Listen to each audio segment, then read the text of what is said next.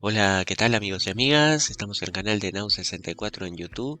Les habla el maestro Fide José Riverol y hoy tenemos el resumen de la partida número 13. Dicha partida acá pueden ver la información entrando a la página de nau64.com, donde podrán no solamente ver el juego para reproducir, sino algún otro que comentario. Ok, acá van a poder ver y observar la partida, ¿verdad? Bueno, vamos a el análisis del juego número 13 del Campeonato Mundial de Ajedrez entre Nipponiachi y Dillire. Utilizar la plataforma de chess.com.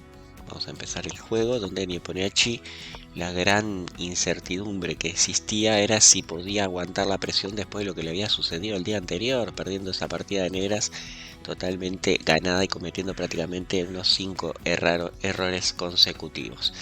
Inició el juego con una apertura del peón de rey, entrando en una española, donde Diniren sabemos que se maneja muy bien. Les recomiendo mañana entrar a Nau 64 y una partida analizada entre él y Magnus Carlsen. Espero que les guste, no se olviden. Y por supuesto, entrar a las redes sociales, tanto al Twitter como al Instagram.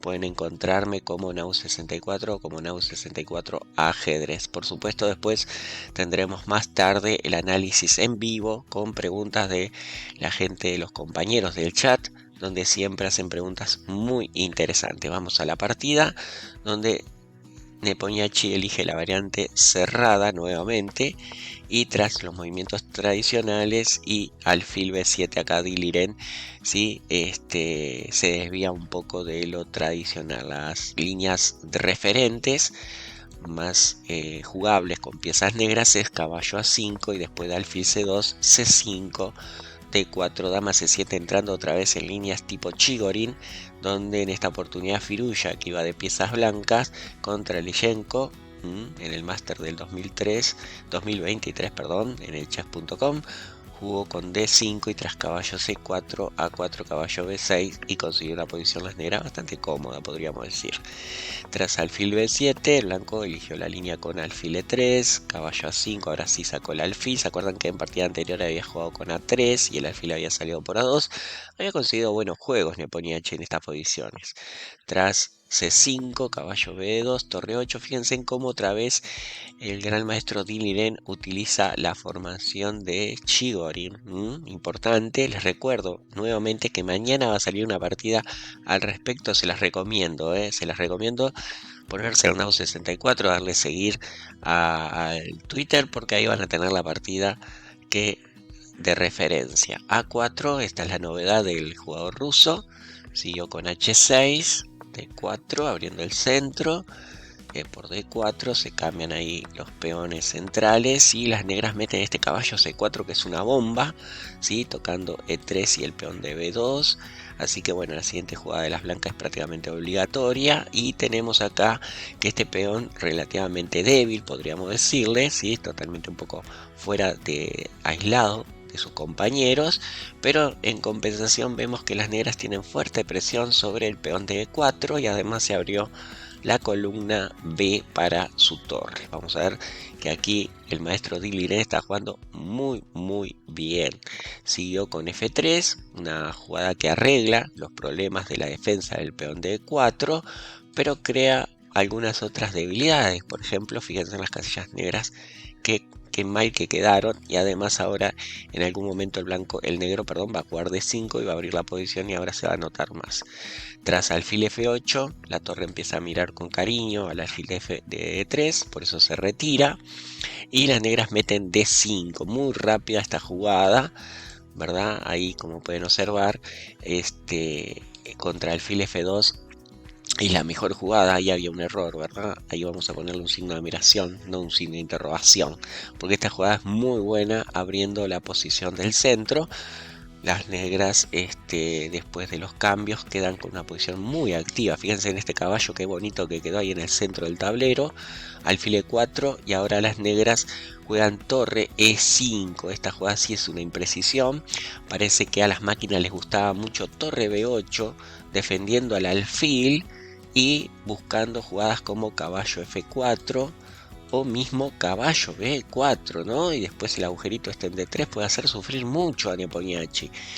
Por suerte para él, las negras jugaron torre E5 y tras torre C1 las negras defendieron el peón y ahora con una reflexión muy corta el Nepo mete caballo a E2, abriendo ahí, dándole paso al alfil, a la dama, ¿verdad? A través de la columna D. ¿Sí? En su lugar parece ser que la jugada correcta era torre C2 sin problemas contra caballo B4 porque ahí seguiría alfil por B7 y se estaría colgando una pieza enterita. Entonces aprovechando ese detallecito, caballo B4 no era posible, torre C2 parece ser la jugada correcta. En su lugar jugó caballo E2, ya vimos las intenciones cuáles eran, ¿sí? Y el negro jugó dama E7, ¿no? Perdiendo ahí una buena oportunidad. ¿Por qué? Acá la jugada era muy fina, parece ser que la jugada correcta era dama E8, que ofrecía más variedad a la idea de las negras. Por ejemplo, ahora contra dama D4, las negras podían hacer el golpe táctico que es caballo E3. Miren qué jugada totalmente en el aire, ¿sí? Pero abriendo líneas y teniendo cuidado acá. Por ejemplo, contra dama por E3 seguiría alfil por E4, F por E4, torre por E4 y ¿qué les puedo decir? Gran ventaja de las negras que están recuperando la pieza y metiendo presión al peón y fíjense la diferencia que hay, ¿no? Esto podía ser una continuación. En el lugar, Diliren jugó dama E7 y le dio oportunidad a las blancas después de dama D4, F5. Ahora, por ejemplo, fíjense, ya no valía caballo E3. Este es un detalle importante, porque tras dama por E3, alfil por E4, las blancas tienen la jugada intermedia, alfil G3, y contra torre 6, caballo D4, otra jugada intermedia súper importante, y contra alfil D3, caballo por E6, y si las negras quieren conservar el material, después de alfil F1, rey por F1, y supongamos que las negras acá en caso de dama por E6, dama por, peón por, y este final es bastante bueno para las blancas, ¿no? Tienen un alfil activo, están atacando el peón de C4, hay varias debilidades, las blancas acá estarían muy bien. Ya no sirve caballo de 3, por eso contra dama de 4, Diliret elige la jugada F5, siguió alfil G3 y ahora vemos que las negras tienen algunas dificultades con la torre, ¿verdad? Ya la torre no se puede retirar de la amenaza porque, bueno, seguiría alfil por D5 molestando mucho y ganando prácticamente la partida, ¿no? Sigamos un poquito más. Vamos a ver qué pasó contra alfil G3. Las negras sacrifican acá la torre, la calidad, y llegan a esta posición muy interesante donde tienen la compensación de un peón por la calidad, pero fíjense que sus piezas negras están muy activas. Esos peones en C4 y E4 molestan mucho. Este alfil es muy bueno. Tienen la parejita de alfiles, por supuesto, y el caballo está centralizado. Hay compensación. Lo cierto es que las blancas juegan lo más justo, torre F de 1, y aquí increíblemente las negras permiten que con caballo B4 la torre se coloque. La verdad que ahí no se debió haber permitido eso, haber activado la torre, ¿sí? Mucho más preferencial capaz que hubiera sido, por ejemplo, alfil E7 aguantando la posición y trayendo el rey de a poquito. En su lugar jugó caballo B4, el jugador chino, siguió la torre en séptima, jaque y alfil C6, permitiendo un cambio de una torre. Tras alfil D5, el blanco acá no parecen ser que no encontró la jugada más correcta, que era torre D1 para adelantarse a caballo D3 con A5, y en caso de rey F7, alfil B6 era muy fuerte. El negro por supuesto tiene que evitar el cambio de alfiles y tras rey G1 parece ser que las blancas tienen una ligera ventaja, pero bueno, bastante estable, ¿no? Acá el caballo no se puede mover por culpa del alfil. Es verdad que las negras en caso de alfil E5, las blancas siempre cuentan con alfil D4 defendiendo todo, y en caso de alfil C7 el blanco ya se puede activar con torre jaque, que haría que el rey se quede muy chiquito a la defensa del peón de G7.